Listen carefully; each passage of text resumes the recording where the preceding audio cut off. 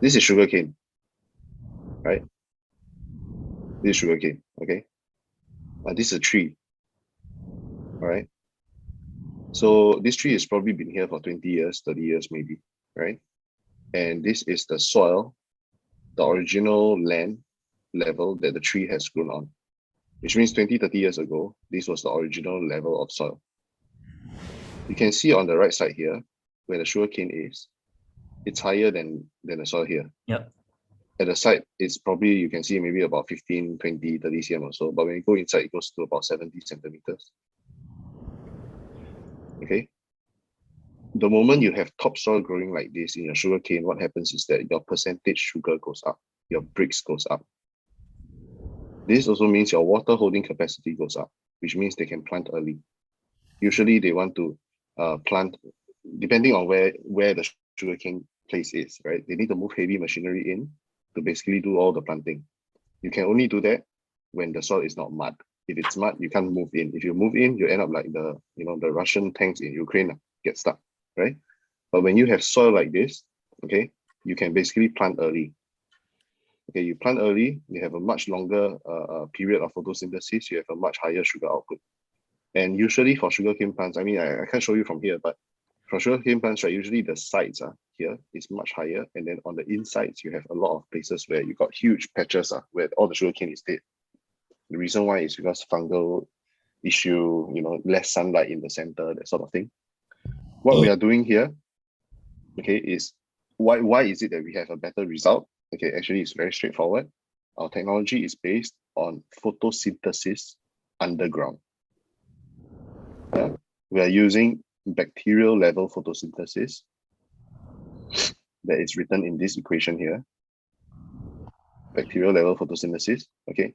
And when this happens underground, we basically can pass the energy, pass the carbohydrate up to the plant for them to complete their Krebs cycle. That's why the plant is more productive.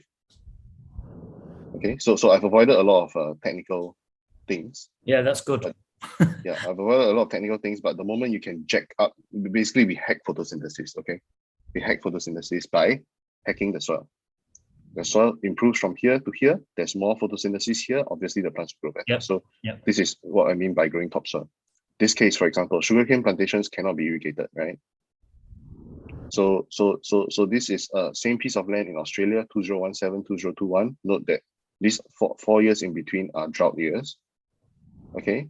Somehow the number of cattle from here to here is double. So 2,800 head here. Same piece of land, 5,600 head here, but now there's more grass, despite there being no rain. Okay, so that is the effect you will see on the sugarcane plantation. This is a satellite. This is a drone imagery, right? Hyperspectral drone imagery. This is control. You see this red one? That basically means it's bare soil. Yeah, and this is obviously all not irrigated and all not fertilized. There's no way you can fertilize such a huge area. Right? It's 20,000 hectares. You can't do it.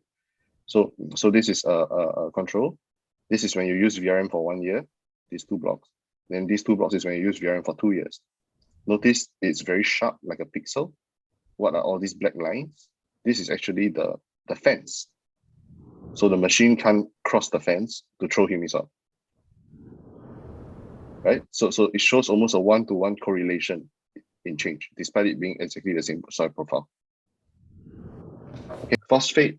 If you are growing sugarcane because you want the sugar, right?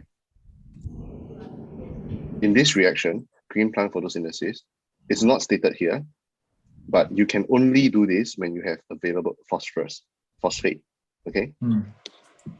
The problem is now the world price for phosphate has, along with all the other fertilizers, have just exploded, and they can't pay for it. So they may have to grow a season. If they don't use chemical fertilizers, the yield is going to drop like crazy, right?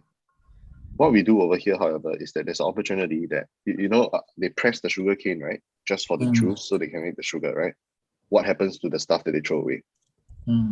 Right? That's called bagasse, sugarcane bagasse, right? Yeah. So they have mountains and mountains and mountains of these crazy mountains of bagasse. Some of them they use to burn for as a power plant, as biomass and so on, right? But actually we can use the bagasse to make humus.